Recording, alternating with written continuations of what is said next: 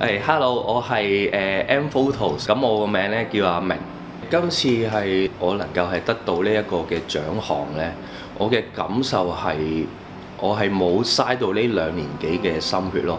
因為係而家開始真係俾到外間嘅認識同埋一啲新人嘅認同，呢一樣嘢我係好開心。如果當我係嗰晚嘅幫佢哋影結婚相嘅時候，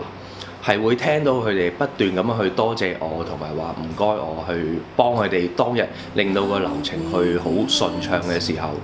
即係聽到嗰陣時候，我會係覺得有少少尷尬，同埋係有少少起雞皮，因為我覺得真係佢哋係真係發自內心，咁所以今次呢一個獎對於我嚟講呢，係得到一個認同，我係好開心嘅。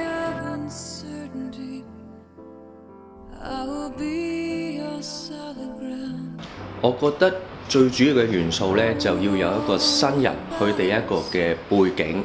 譬如係啲咩關於佢哋以前嘅發生過嘅事啊，